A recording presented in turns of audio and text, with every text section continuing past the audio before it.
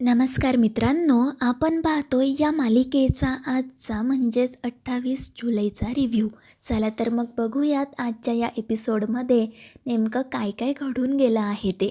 तर सगळ्यात आधी आपल्याला हे पाहायला मिळतं की फायनली मीरा आणि अंबिका यांची पुन्हा भेट झालेली असते. आपली ताई आपल्याला पुन्हा भेटली या आनंदात मीरा असते आणि ती अंबिकाला विचारत असते की ताई, तू मला सोडून कुठे गेली होतीस? तुला माहिती आहे का मी किती घाबरले होते? आणि त्यावेळी अंबिका म्हणते की मीरा, मी तुला सगळं काही नंतर सांगते, पण आता आपल्याला ताबडतोब जाऊन त्या मंजिरीला थांबवावं लागेल. त्यामुळे मीरा विचारते की का गं ताई, काय झालं आहे? आणि तेव्हा अंबिका तिला सांगते की रुद्रकेतूंचा मृतदेह मंजिरीकडे आहे. त्याचवेळी दुसरीकडे आपल्याला हे पाहायला मिळतं की ती मंजिरी मोठमोठ्याने माया आणि नर्मदा या दोघींवर ओरडत असते. त्यांना म्हणत असते की मी तुमच्या दोघींवर इतक्या मोठ्या कामाची जबाबदारी सोपवली होती आणि तुम्ही मात्र कोणतंही प्लॅनिंग केलं नाही. सरळ उठलात आणि तोंड घेऊन त्या मंदिरात गेलात. अरे, तुम्ही तो मृतदेह घरी कसा आणणार होता याचा विचार तरी करायचा. आणि त्यावेळी नर्मदा म्हणते, अगं वहिनी, पण आता तो मृतदेह आम्ही घेऊन आलोय ना, मग कशाला उगाच आमच्यावर ओरडते?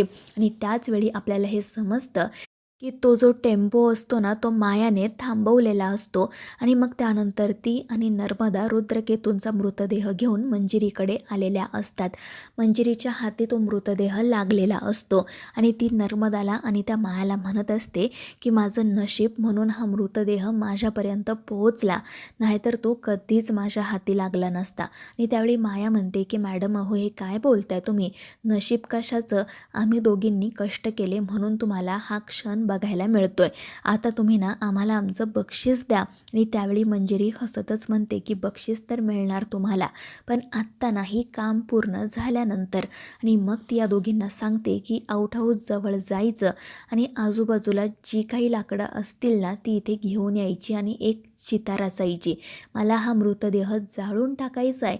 आणि ते ऐकून या दोघींच्या पायाखालची तर जमीनच सरकते. दुसरीकडे आपल्याला हे पाहायला मिळतं की अंबिका मीराला सांगत असते की मीरा, तुला माहिती आहे का, आपले बाबा इथे याच वास्तूमध्ये कैद आहेत. आणि हे ऐकून मीराला आश्चर्य वाटतं. ते विचारते की अगं ताई, हे काय बोलतेस तू? आपले बाबा इथे या वास्तूत आहेत? आणि तेव्हा अंबिका तिला सांगते, हो मीरा, इथे अशी एखादी जागा आहे जी आपल्याला माहीत नाही आणि बाबा ना तिथेच आहेत. आणि ते ऐकून मीराचा आनंद गगनात मावेनासा होतो. ती विचारते की ताई, तू बाबांना पाहिलंस का गं? तर अंबिका म्हणते, नाही मीरा, पण मी त्यांचा आवाज ऐकला. पण हे बघ, आता आपल्याला जास्त वेळ घालवून चालणार नाही. आपल्याला लवकरात लवकर त्या मंजिरीला गाठायला हवं, कारण ती बाई आता नक्कीच रुद्रकेतूंचा मृतदेह नष्ट करण्याचा प्रयत्न करत असणार. आणि मग त्या दोघीजणी पटकन घरातून बाहेर पडतात. दुसरीकडे माया आणि नर्मदा यांनी मिळून चिता रचलेली असते आणि मग त्यानंतर मंजिरी त्यावर रुद्रकेतूंचा मृतदेह ठेवते आणि ती चिता जाळण्यासाठी पुढे येते. त्यावेळी मंजिरीचं रूप पाहून माया आणि नर्मदा खूपच घाबरतात, 2 पावलं मागे सरकतात.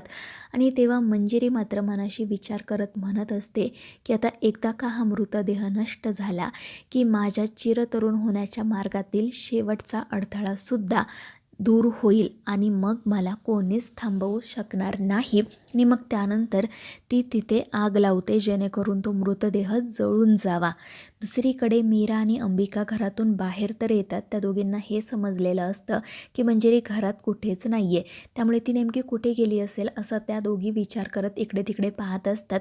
आणि तेव्हाच त्यांना एके ठिकाणाहून धूर येताना दिसतो. तो धूर पाहून यांच्या लक्षात येतं की नक्कीच मंजिरी मृतदेह नष्ट करण्याचा प्रयत्न करत असणार. आणि मग अंबिका तिची शक्ती वापरायचं ठरवते. इकडे तो मृतदेह जळत आहे हे पाहून मंजिरी खूप जास्त खुश झालेली असते, मोठमोठ्याने हसत असते. पण नर्मदा आणि माया मात्र घाबरूनच तिच्याकडे पाहत असतात.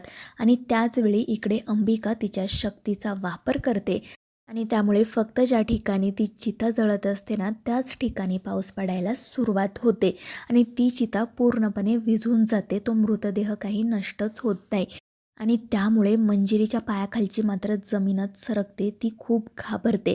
हे असं कसं घडलं असा तिला प्रश्न पडलेला असतो. तर माया आणि नर्मदा ही घाबरूनच इकडे तिकडे पाहत असतात. तर मंजिरी रागारागात त्या चितेवर असणारी लाकडं बाजूला करायला सुरुवात करते. त्यानंतर पुढील सीन आपण असा पाहतो की ज्या ठिकाणी त्या मंजिरीने चिता रचलेली असते त्या ठिकाणी अंबिका आणि मीरा येऊन पोहोचतात. ती चिता पाहून त्या दोघींच्या सगळा प्रकार लक्षात आलेला असतो. पण मग त्यानंतर जेव्हा मीरा ती चिता व्यवस्थितपणे पाहते तेव्हा तिच्या लक्षात येतं की रुद्रकेतूचा मृतदेह इथे नाही आहे. ती अंबिकाला विचारते की ताई, आता आपण पुढे काय करायचं? अंबिका म्हणते की नक्कीच तो मृतदेह मंजिरीच्या ताब्यात असणार आणि आता कदाचित ती पुन्हा तो नष्ट करायचा प्रयत्नही करेल. आपल्याला सावध राहायला हवं. दुसरीकडे आपण हे पाहतो की मंजिरी चक्क तो मृतदेह घेऊन घरात आलेली असते. तिने रुद्रकेतूंना तिच्याच रूममध्ये ठेवलेले असते आणि ती मार्जरीला विचारत असते की आता आपण पुढे काय करायचं. पण यावेळी मार्जरी मंजिरीवर खूप जास्त चिडलेली असते. तिला सांगत असते की मला तुझ्याकडून ही अपेक्षा नव्हती. तू आजच हा मृतदेह नष्ट करायला हवा होता. मग तुझ्याकडून चूक कशी काय घडली? आणि तेव्हा मंजिरी सांगत असते की मी व्यवस्थित प्लॅनिंग केलं होतं, पण ऐनवेळी ती अंबिका मध्ये आली आणि सगळं बिनसलं. पण आता मी यापुढे कोणतीही चूक करणार नाही. तू फक्त पुढे काय करायचं ते सांग. आणि त्यावेळी ती मार्जरी तिला असं सांगते की मंजिरी, आता तुला लगेचच हा मृतदेह नष्ट करता येणार नाही, कारण हा रुद्रकेतू साधासुद्धा मनुष्य नव्हता. त्यामुळे आता आपल्याला अमावस्येपर्यंत वाट पाहावी लागेल. आणि एक गोष्ट लक्षात ठेव, तुला अगदी डोळ्यात तेल घालून या रुद्रकेतूवर लक्ष ठेवायचं आहे. चुकून जरी तुझ्याकडून चूक झाली ना तर कदाचित पुन्हा या देहामध्ये प्राण येऊ शकतो. आणि ते ऐकून मंजिरी घाबरून म्हणते, नाही नाही, मी असं होऊच देणार नाही. तर दुसरीकडे अंबिका आणि मीरा पुढे काय करायचं याच विषयी एकमेकींशी बोलत असतात. मीराला थोडीशी भीती वाटत असते. असंही वाटत असतं की सगळं आपल्या हातून निसटत चाललंय. पण त्यावेळी अंबिका तिला सांगते की मीरा, प्लीज असा विचार करू नको. अगं, आत्तापर्यंत जे काही घडले त्यावरून तर हे सिद्ध होतं की देवयाई आपल्या सोबत आहे आणि त्या मंजिरीचा अंत होणारच आहे. फक्त तोपर्यंत ना आपण आपलं धैर्य हरवू द्यायचं नाही. आणि त्यावर मग मीराही हो म्हणते. त्यानंतर मग रात्री आपल्याला असं पाहायला मिळतं की ती जी नर्मदा असते ना, ती खूप नाटक करत आत्तापर्यंत जे काही घडलेलं असतं, तिने आणि मायाने ज्या प्रकारे रुद्रकेतूंना इथपर्यंत आणलेलं असतं ते त्या अजितला आणि दामोदरला सांगत असते. आणि ती एकदम अशी गोष्ट सांगत असते की ज्यामुळे ते दोघेजण खूप जास्त घाबरतात. आणि शेवटी तर दामोदर म्हणू लागतो की आता ना मी या घरामध्ये एकटा फिरणारच नाही, कारण या घरात कोणाच्या आड कोण लपलंय काहीच समजायला मार्ग नाही. आणि मग त्यानंतर ते चौघेजण एकाच रूममध्ये राहायचं ठरवतात. तर दुसरीकडे आपण हे पाहतो की मंजिरीने रुद्रकेतूंना एका खुर्चीला बांधून ठेवलेले असते. आणि मग त्यानंतर ती एका विधीला सुरुवात करते जेणेकरून रुद्रकेतू कोणाच्याही दृष्टीस पडू नये. तर दुसरीकडे अजित, नर्मदा, दामोदर आणि माया खूप जास्त घाबरलेले असतात. रुद्रकेतू मंजिरीच्या ताब्यात म्हणजेच आपल्या घरात आहे याच गोष्टीची त्यांना जास्त भीती वाटत असते. तर दुसरीकडे मंजिरी त्या रुद्रकेतूंचा जो मृतदेह असतो तो कोणाच्याही दृष्टीस नजरेस पडू नये म्हणून तो अदृश्य तर करते, पण तरीसुद्धा ती म्हणत असते की मला 24 तास यावर लक्ष ठेवायला हवं, नाहीतर सगळंच हातून निसटून जाईल.